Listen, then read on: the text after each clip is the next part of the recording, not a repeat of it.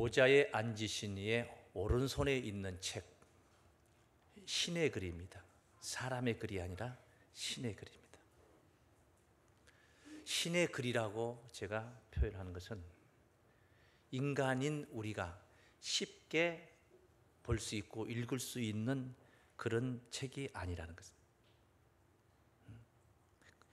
쉽게 볼 수 없고 읽을 수가 없다면 우리가 그 글에 범접하지 않으면 되는 건데, 또 그 글을 우리가 지켜야 된다면, 그것이 우리에게 지시하신 하나님의 뜻이라면 알아야 되는 것이죠. 알아야 뭐 지키든지 말든지 할 거 아니에요. 그래서 알기 위해서 가까이 가다 보니 많은 사람들이 오류를 범할 수가 있습니다. 인간이 신의 글을 보는 것은 오류를 범할 수밖에 없는 거예요. 신이 알게 해주지 않은 이상 인간의 힘으로 그렇게 쉽게 정복이 되는 글이 아니라는 것입니다. 더더구나 오늘 제목대로 말씀을 드린다면 하나님 말씀은 안팎으로 기록이 되었다는 거예요. 안팎으로 기록이 됐다. 이 무슨 말입니까? 안의 말씀과 밖의 말씀이 따로 있다. 언중유골이라는 말이 돼요. 말 속에 뼈가 있다는 거예요. 말을 들을 때 뼈가 있는 말이라면 그 뼈를 들을 수가 있어야 돼요. 볼 수가 있어야 돼요. 느낄 수가 있어야 되는 것이죠. 안팎으로 기록된 말씀. 어떤 방식으로 썼냐? 가장 흔하게 안팎으로 기록된 말씀을 표현하자면 예수님이 비유의 말씀을 하셨다. 비유의 말씀. 천국 비유. 겨자씨 같다. 여자가 가루섬 아래에 누룩을 넣어 전부 부풀게 한 것 같다. 밭에 감춘 보화와 같다. 진주를 구하는 장사와 같다. 전부 다 뭡니까? 비유입니다. 진주를 구하는 장사가 천국 아닙니다. 겨자씨가 천국도 아닙니다. 열처녀가 등을 들고 신랑을 맞으러 나가는 거, 그 천국 아닙니다. 그런데 그걸 천국을 그렇게 표현했다는 거예요. 그건 비유의 말씀이죠. 마태복음 13장 34절에 예수께서 이 모든 것을 비유로 말씀하시되 비유가 아니면 아무것도 말씀하지 아니하셨다. 그래, 때가 되기 전에는 특히 예언의 말씀이라는 것은 그래요. 현실에 있는 현상을 보면서 실상을 보면서 말하고 있는 게 아니라 앞으로 훗날 많은 날 2000년 후에나 이루어질 내용을 미리 앞서 2000년 전에 그것을 말로 표현하고 있는 거예요. 그러면 비유로 말할 수밖에 없는 거예요. 지금 수박도 이제 들어가고 이제 뭐 요즘은 뭐 특수작물, 뭐 비닐하우스 작물을 많이 하기 때문에 뭐 어느 때나 사시사철 먹지만은 옛날에 이제 그 논에서 나오는 밭에서 나오는 수박만 만난다면은 들어간 거죠. 가을이죠. 딸기도 없습니다. 그 없는 것을 지금 말을 한다면은 비유로 말할 수밖에 없는 거예요. 없는 것을 미래요. 그런데 그 비유로 말했던 것이 언제 가면은 눈으로 보고 내 스스로 느낄 수 있냐? 그 때가 되면은 그것은 저절로 우리가 느끼게 되는 것입니다. 저절로. 그래서 예수님께서 또 그런 말씀하셨죠. 요한복음 16장 25절에 내가 이것을 비유로 말했다는 거예요. 이것을 비사로 너희에게 일렀거니와. 비유의 말씀으로 일렀다는 거예요. 때가 이르면 다시는 비사로 이르지 않고 아버지에 대한 것을 밝히 이르리라. 밝히 아버지에 대한 것, 하나님에 대한 것을 환하게 드러내주겠다, 그런 말이에요. 실상을. 뭐가 이르면 그래요? 때가 이르면 그런다. 때가 이르면. 그런데 글이 안팎으로 안에 속에 있는 말씀이 있고 겉에 감춰진, 겉에 드러나 있는 말씀이 있다는 거예요. 겉에 드러나 있는 말씀만 가지고는 전하는 자의 뜻을 알 수가 없는 거예요. 편지가 왔어요. 편지가 서울에 있는 누구누구에게서 시골에 있는 누구누구에게 편지가 간 거예요. 우체부도 보았고 그것을 옮겨다 주는 동네 꼬맹이들도 볼 수가 있는 것입니다. 편지는 봤지만은 편지 속에 들어있는 전달하는 내용물은 알 수가 없는 겁니다. 맞습니까? 마치 그와 같이 밖으로 누구라도 볼 수 있는 밖에 말씀이 있고 주인공만이 만날 수 있는 당사자, 그 당사자만이 만날 수 있는 안의 말씀이 있다. 이것을 여러분이 먼저 첫 시간에 첫 번째로 이해를 하셔야 되겠다. 그래서 따라 하시겠습니다. 예언은 안과 밖의 말씀으로 기록되었다. 그것이 오늘 계시록 5장 1절에 있는 말씀이에요. 내가 봄에 보좌에 앉으신 이의 오른손에 책이 있으니, 따르시면 안팎으로 썼고, 어떻게 썼다고 그래요? 안팎으로 썼고 일곱 인으로 봉하였더라. 안팎으로 썼다. 여기에 안팎으로 썼다고 기록되어 있기 때문에 제가 주장하는 건 아니에요. 이런 말씀 표현이 없어도 예언의 말씀은 안팎으로 기록된 말씀이에요. 예언은 언제든지 안팎으로 기록됐다. 겉으로 아무라도 들을 수 있는 말이 있고 당사자만이 느끼고 깨달을 수 있는 안의 말씀이 있다. 안의 말씀. 안과 밖. 왜 안팎으로 했느냐? 여러분 편지를 보낼 때에 왜 편지 봉투에 풀칠을 해가지고 딱 그 안의 내용을 봉을 해가지고 보냅니까? 다른 사람들은 못 보게 하기 위해서, 편지 받는 당사자 수신자만 만날 수 있게 하기 위해서.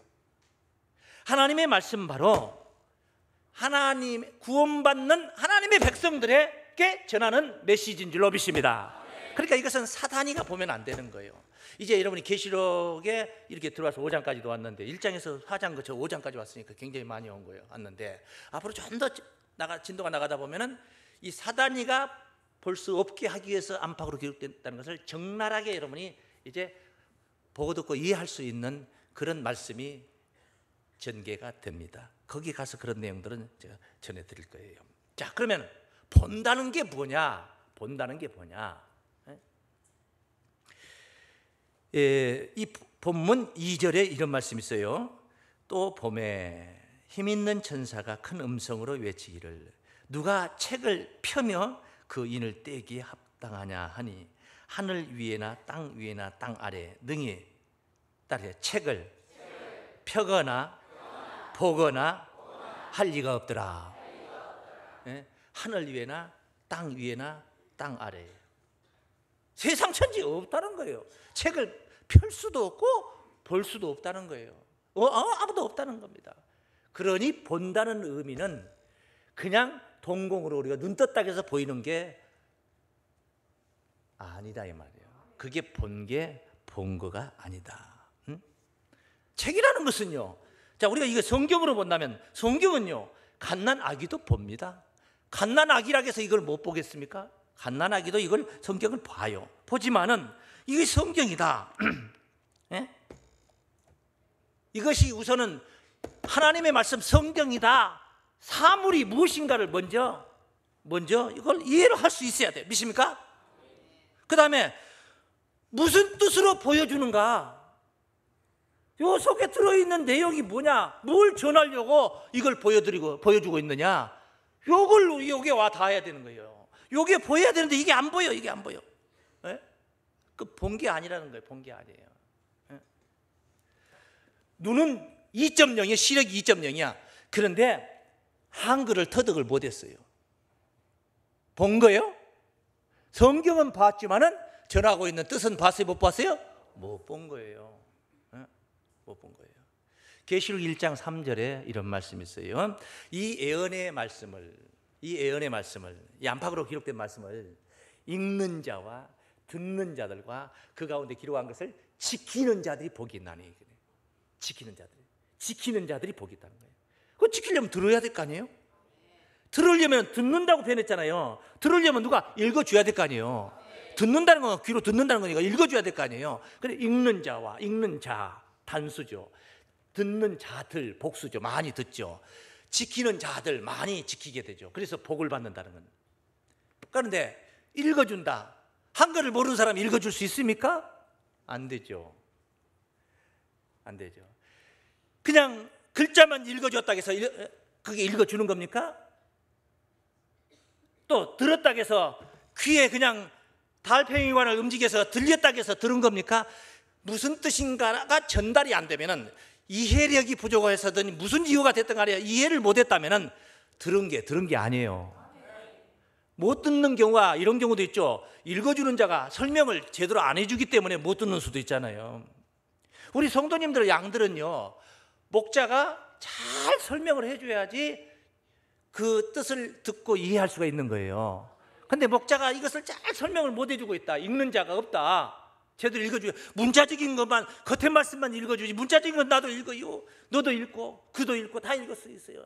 그런데 단에서 그냥 성경 구절만 읽어주기만 한다고 해서 하나님 말씀이냐고. 그게 그 뜻이 무슨 뜻인가가 정확하게 전달이 되어야 된다 이 말이에요. 그랬을 때 진짜 읽어주는 자다 이렇게 말할 수 있어요. 저는 읽도록 노력을 할 것이고 여러분은 또 듣도록 노력하시기 바랍니다. 이해를 시켜줄 수 있을 때, 먼저 읽을 때는 내가 이해를 해야지 남에게 이해를 시킬 수 있잖아요. 내 마음에 펴져야만이 남들에게 펴줄 수가 있잖아요. 그런 이야기예요. 그런 이야기. 그래서 이런 말씀도 있어요. 이사야서 29장 10절 말씀해 보시면은 대저 여호와께서 깊이 잠들게 하는 신을 너희에게 부어주사 너희 눈을 감기셨으니 눈은 선지자요. 눈을 감기셨으니 눈이 선지자인데 말이야. 선지자요. 너희 머리를 덮으셨으니 머리는 선견자라. 머리도 덮어져 버리고 눈도. 만약에 지도자가 캄캄한 흑암 속에 있다면은 그 지도자를 따르는 모든 이들은 다 눈이 감겨진 상태가 되어버린 거예요. 눈이 감겨진 상태. 그런 이야기. 눈이 선지자라고 하지 않습니까? 11절. 그러므로 모든 묵시가 너희에게는 그렇기 때문에 모든 묵시가 너희에게는 봉한책의 말이라. 모든 묵시가 봉한책의 말이라. 펴졌어도 펴졌지만은 무슨 뜻인 줄 몰라서 못 읽는 거나 그냥 봉해져서 보지도 못하고 있어서 모르는 것이나 그냥 마찬가지. 나뭇가지요? 마찬가지예요? 마찬가지지. 모든 묵시가 너희에게는 마치 봉한책이라. 그것을 유식한 자에게 주며 이르기를 그대에게 청하노니 이를 읽으라 하면 대답하기를 봉하였으니 못하겠노라 할 것이요. 이 계시록을 만나는 사람들이 그래요. 엊그제도 제가 그런 얘기를 들었어요. 절대 계시록은 참 송구스럽습니다만 교수님이라는 분이 그런 얘기를 하시더라고요. 절대 건들 필요가 없다. 건들면 안 된다고. 아예 안 건드려야 된다 그러더라고요. 그렇게 말씀하시는 걸 보고 참 답답한 그런 생각을 했습니다만 이를 읽으라 하면 뭐하였으니 못하겠노라? 계시록은 봉해진 책이다. 7인으로 봉했다고 했지 않느냐 그래 생각합니다. 그 뒤에 말씀 보면요, 또 무식한 자에게 주며 이르기를 그대에게 청하는 일을 읽으라 하면 대답하기를 나는 무식하다 할 것이요. 지도자는 봉했으니까 읽을 수 없는 것이다.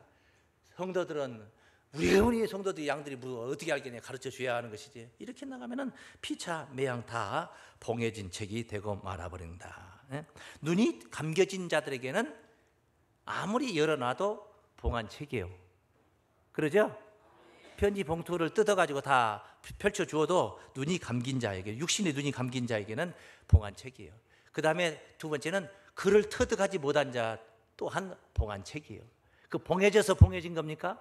열어주어도 글을 터득하지 못한 사람의 입장에서는 봉한 거예요. 그 다음에 또 세 번째 어떤 자들이 앞에 봉한 책이냐? 교만한 자들 앞에. 뭐한 자들이?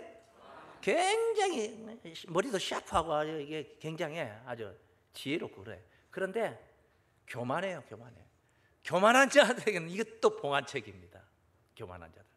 마음 문이 열려야지 볼 수 있는 책. 믿습니까? 네? 마음 문이 열려야만.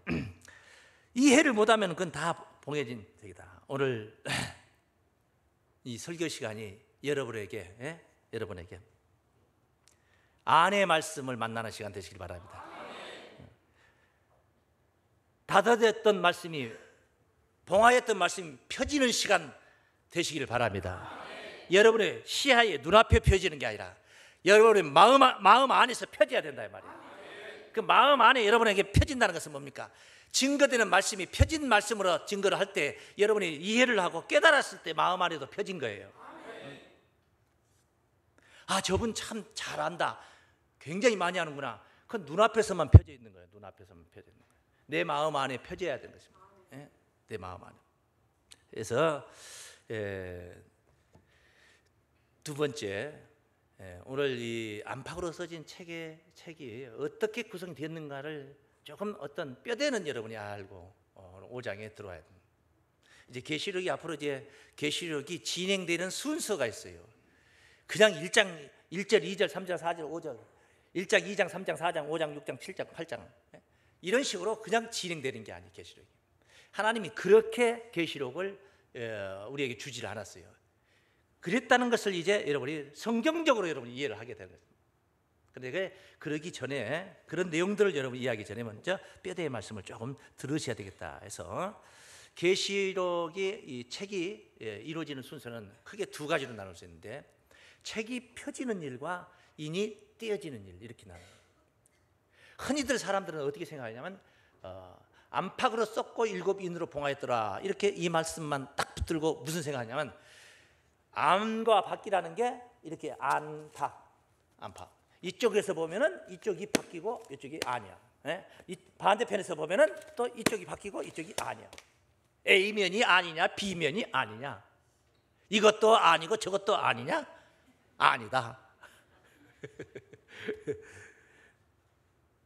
그렇게 생각합니다. 이렇게 써가지고 7번 하나 둘 셋 넷 해서 7번 봉했다. 믿습니까? 해버리면 아멘 할 판이야. 전부 다 아멘 할 판이야 지금. 예? 그렇게 쉽게 생각을 합니다. 아닙니다. 그래서 제가 두 번째 오늘 그 내용을 제가 여러분들에게 이해를 시켜드리고자 하는 것입니다. 한번 따라하겠습니다. 책이 펴진 후 인을 뗀다. 이거는 전혀 생각지 못한 부분입니다. 왜냐하면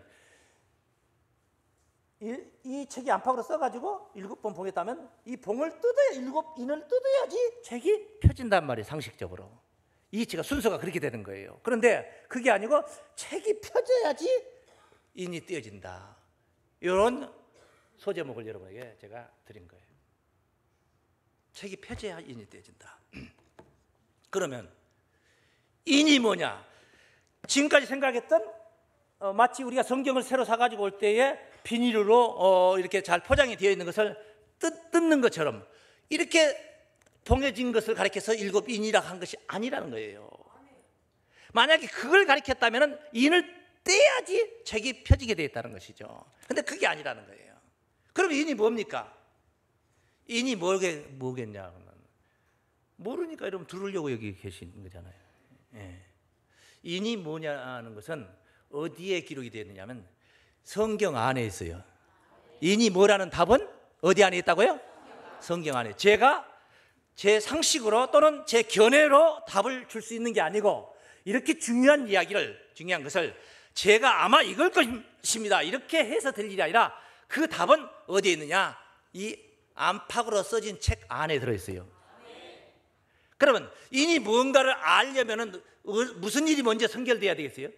책이 펴져야지 인의 비밀을 알 수가 있다 이 말이에요. 무슨 말인지 알겠어요? 책이 펴져야 인의 비밀을 알 수가 있다. 아주 중요한 거잖아요. 책이 안 펴지면 절대로 인의 비밀을 몰라. 그래서 인은 7인은 이렇게 7번 봉했다고 생각하는 사람들은 왜 그런 소리를 하느냐? 그 사람들의 마음속에 책이 안 펴졌기 때문에 진짜 인의 비밀을 몰라서 하는 소리예요. 그게 몰라서 하는 소리. 예? 오늘 아는 시간 되시기 바랍니다. 예. 책 속에 있다. 그러면 책이 펴져야 알 수 있다. 그래서 이것을 조금 더 뒷받침할 수 있는 말씀은 본문의 소리가 한번 읽어봅니다. 2절입니다. 본문 2절. 또 봄에 힘 있는 천사가 큰 음성으로 외치기를 따르십니다. 누가 책을 펴며 그 인을 떼기에 합당하냐? 자, 순서가 이렇게 돼 있어요. 첫째, 누가 책을 펴며가 먼저요. 누가 책을 펴며 그 인을 떼기에 합당하냐? 그냥 책을 펴고 그 다음에 인을 뗀다는 거예요. 책이 펴져야 인이 떼어질 수가 있다는 얘기예요. 인이 떼어야지 책이 펴지는 게 아니에요. 그냥 책 편다는 것을 이렇게 편다. 성경책 펴듯이 이렇게 소설책 한 권 펴놓듯이 펴는 것 같다면은 모르지만은 편다는 내용이 이게 펴는 게 아니에요. 이게 펴는 게 이렇게 펴는 게 응? 다 펴졌잖아요. 그런데 이까짓 거 못 펴서 하늘 위에나 땅 위에나 땅 아래 누가 책을 펴거나 보거나 할 리가 없다고 그랬겠어요. 이까짓 거 못 펴서. 이건 어린 애기들도 다 펼 수 있어요. 이렇게 펴는 것은. 이건 펴는 게 아니에요. 예? 오늘 제가 펴진 말씀을 여러분에게 전하는 것도 기껏 아무리 제가 기가 막히게 내용을 잘 전달해도 계시록 5장 1절에서 5절까지밖에 못 펴는 거예요. 못 펴드려요. 그것을 이해를 시켜드리려고 하는 거예요. 계시록 5장 1절에서 5절까지를 여러분에게 이해시키려고 지금 오늘 본문을 거기를 잡은 거예요. 무슨 말 알겠어요? 어떤 신학 박사님이 주석 강의 집을 강의 계시록 강의 책을 내놨다. 그 뒤에 편애니 해서 아무개 써놨어요. 편애니 그분이 무슨 계시록 이렇게 쫙 펴서 이렇게 놓았다는 얘기입니까? 해설을 나름대로 자기 견해대로 해서 해석을 했다 이 말이에요. 그래서 그것을 편했다는 말로 표현한 거예요. 무슨 말인지 알겠어요? 편다는 말씀의 의미를 잘 이해하시기 바랍니다. 누가 책을 펴며 그 인을 떼기에 합당하냐 하니 보세요. 3절에 하늘 위에나 땅 위에나 땅 아래에 능히 책을 펴거나 보거나 할 리가 있다고 그래요? 없다 그래요? 없다. 아무도 없다. 이것은 한마디 아주 간단한 명료하게 말하면 사람은 알 수가 없다 이 말이에요. 사람이 하늘이나 땅 위에나 땅 아래 인생들에게 알려준 게 아니 알게 해준 게 아니란 말이에요. 알 수 있게 한 게 아니라 인간으로서는 알 수 없다. 사람의 지혜로는 펼 수 없다 이 말은 무슨 뜻이에요? 오직 하나님만이 펼 수 있다. 신을 의지해야만이 펼 수 있다. 보좌에 앉으시니 오른손에 책이 있는데 그 책을 누가 함부로 뺏어가다 강탈해서 그것을 펼 수 있겠습니까? 신이 하나님이 주셔야 되는 것이고 이런 것들을 이제 여러분들이 이해를 하게 됩니다. 그래서 신의 역사다. 오직 하나님만이 신의 역사로만이 펼 수가 있다. 그 답을 어디에 두었느냐 하면은 어디에 두었냐면 여기 본문에 있습니다. 바로 본문에 있습니다. 5장 3절 읽었죠. 4절 읽겠습니다. 이 책을 펴거나 보거나 하기에 합당한 자가 보이지 않기로 내가 크게 울었더니 이 책을 볼 수 없다. 이것은 기쁜 일이 아니란 말이에요. 슬픈 일이란 왜 슬프냐? 5장에 있기 전에 1장에서부터 언급이 됐던 게 뭐냐면 1장 3절에 앞서도 제가 언급을 했죠. 이 예언의 말씀을 읽는 자와 듣는 자들과 그 가운데 기록한 것을 지키는 자가 복을 받는다 그래. 그 지켜야 되는데 지키려면 알아야 되는 것이고 알려면 이게 펴져야지 들어야만이 알 수가 있는 거 아니겠습니까? 그런데 아무도 펴거나 보거나 할 리가 없으니까 기쁘다 슬프다? 슬프다. 내가 크게 울었다 이 말. 그래서 울었더니 5절에 장로 중에 하나가 내게 말하되 울지 말라. 울지 말라. 유대 지파의 사자, 짐승 사자, 호랑이 짐승, 백수의 왕 사자 얘기하는 유대 지파의 사자 다윗의 뿌리가 이기었으니 다시 이 책과 그 7 인을 떼시리라. 이게 오늘 본문 마지막 부분이에요. 이 책과 이 말은 그냥 책과 하는 말은 무슨 뜻이겠어요? 이 책을 펴는 일을 가리키는 거예요. 이 책을 펴는 일과 따라서 그 인을 떼시리라. 누가? 유대 지파의 사자 다윗의 뿌리가 이기었으니 다윗의 뿌리가 이 책과 그 인을 뗀다 이 말이에요. 책을 펴는 일도 다윗의 뿌리의 소관이고 인을 떼는 일도 다윗의 뿌리의 소관이다. 다윗의 뿌리가 뭐냐?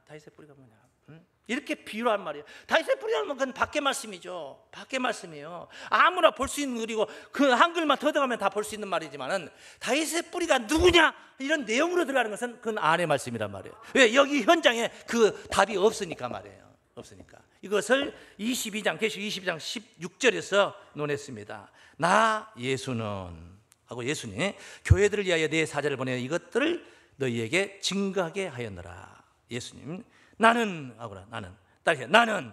다윗의 뿌리요 자손이니 광명한 새벽별이라. 이 한 구절에 몇 가지 설명이 다 돼야 되는 거. 광명한 새벽별에 관해서도 설명이 돼야 되고 이거 그냥 한 구절 읽었다 해서 되는 게 아니에요. 이 한 구절은 밖의 말씀이란 말이에요. 다윗의 뿌리면 뿌리지 또 자손이란 말은 또 왜 이렇게 배치가 되게 그렇게 표현했냐 말이야. 뿌리면 뿌리고 자손이면 자손이지 자손이라겠다 뿌리라겠다 그게 비슷한 말이 아닙니다. 궁딩이나 히프는 같은 말이에요. 사과나 능구면 같은 말이에요. 그런데 뿌리와 자손은 다른 말이에요. 좀 반대예요. 그렇지 않습니까? 그런데 나는 다윗의 뿌리요 자손이요. 누가? 예수님이시단 말이에요.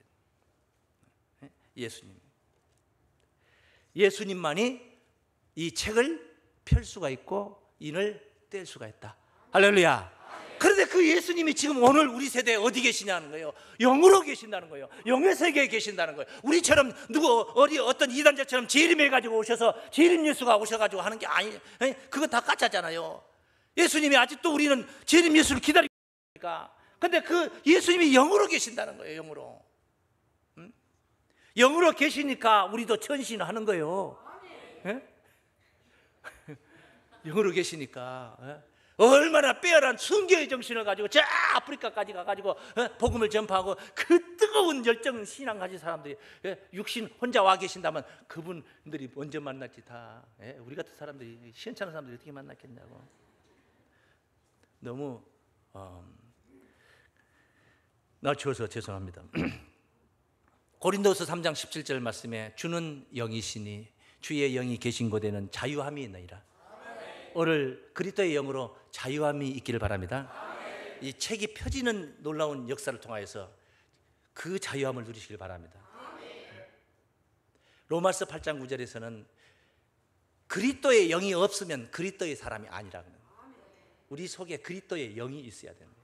영이 있어야 돼요. 영으로 계신 우리 주님께서 어떤 과정을 통하여서 우리에게 펴진 책을, 더 쉬운 말로 해석된 책을, 잘 이해하기 쉬운 책을 우리의 마음에까지 전달을 시키는가, 이런 내용은 이제 여러분이 앞으로 들을 내용들이에요. 어떻게 한 술에 배를 부를 수 있냐고. 30분 내에 어떻게 다 배부를 수 있어요. 그러니까 다음 시간이 그래서 필요한 것이다. 믿습니까? 어쨌든 펴져야만이 된다. 맞습니다. 마지막으로 이 말씀 아주 또 중요합니다. 책이 펴지는 것은 구원이고, 그 다음에 생각지 못했던 인이 떼어진다는 이야기는 그것은 심판이다. 인이 떼어진다는 건 그냥 단순한 게 아니에요. 그냥 여기서 그냥 비닐로 몇 장 뜯어버리는 것이 인이 떼어진 게 아니에요. 그럴 것 같으면 무슨 하늘 위나 땅이나 땅 아래 아무도 없다고 했겠어요. 그걸. 그래서 세 번째 따라하십니다. 책이 펴지면 구원이고 인을 떼면 심판이다. 자, 우선 책이 펴진다는 것은, 구원이라는 것은 뭡니까? 몰랐던 내용들을 알 수 있게 해설이 되어서 잘 전달이 되는 우리 시야에, 우리 마음 앞에 다다른다는 건 다 그 펴진 책 보고 심판, 지옥 가라고 준 책이 아니란 말이에요. 잘 듣고 깨달아서 지켜서 복을 받아라. 믿습니까? 책이 펴진다 말은 해석이 되어서 잘 이해가 된다, 구원인 줄로 믿습니다. 그런 반면에 인이라는 거 뭐냐? 인이라는, 일곱 인이라는 거.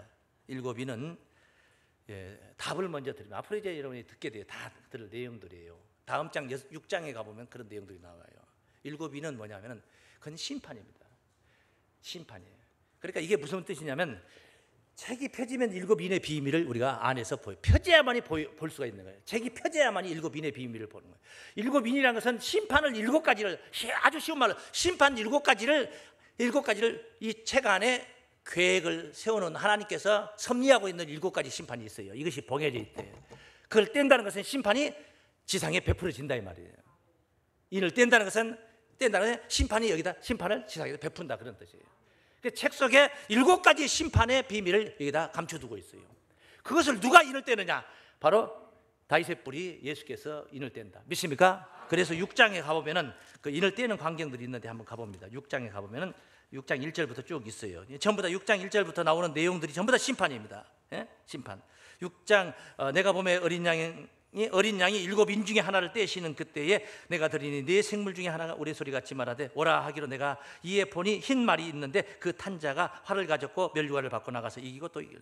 이거는 평화를 공포하는 아름다운 발 이야기가 아니에요. 지금요. 이건 무슨 얘기예요? 백마를 탄자가 나타나서 이기고 또 이기더라. 전쟁이 여기서부터 시작이 되는 거예요. 그래서 3절에 가보면 이제 둘째 인을 뗄 때, 5절에 가면 셋째 인을 뗄 때, 7절에 가면 넷째 인을 뗄 때, 12절에 가면 여섯째 인을 뗄 때, 8장 1절에 가면 일곱째 인을 뗄 때 계속 어떤 내용들로 증가되거든요. 심판의 내용들로.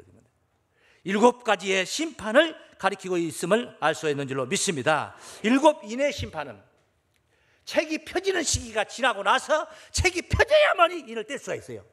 그래서 책이 펴지는 시기에 우리가 펴진 책을 만나가지고 구원의 자격을 잘 갖춰놓으면 일곱이 아니라 70의 인이 있다 할지라도 하나님의 구원을 누리는 그 반열에 서게 될 것을 믿습니다. 펴지는 책을 만나셔서 구원의 반열에서 하나님을 찬송하며 하나님의 영광의 자리에 주역들이 되시길 주의 이름으로 축원합니다.